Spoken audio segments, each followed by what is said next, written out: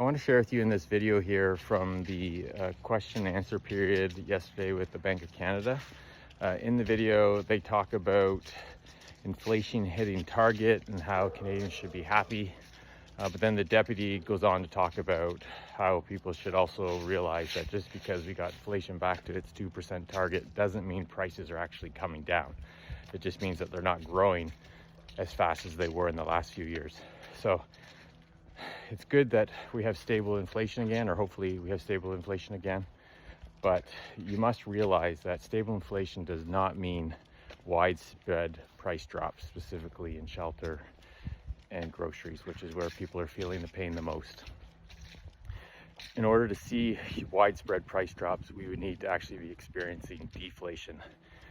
And some may ask, well, why don't the central banks target deflation to bring prices back down?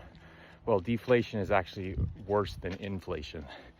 And I won't get into the details of that because that's a long video in itself. But in a nutshell, you do not want deflation in an economy, because if you have deflation, people will postpone their purchases in waiting for lower and lower prices. Because if prices are dropping, why would you purchase something this month if it's going to be lower next month, right? So then what you happen is you see a huge contraction in the economy as people hold off making purchases, and the economy just tailspins lower. So it's really bad. Additionally, countries, people, businesses all have a lot of debt.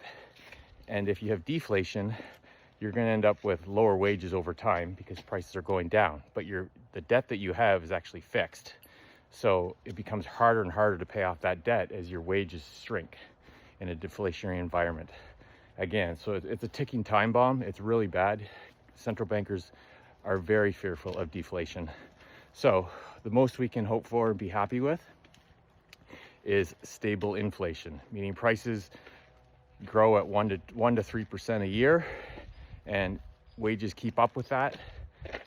And over time, we become more accustomed to the prices that we have today, not widespread price drops.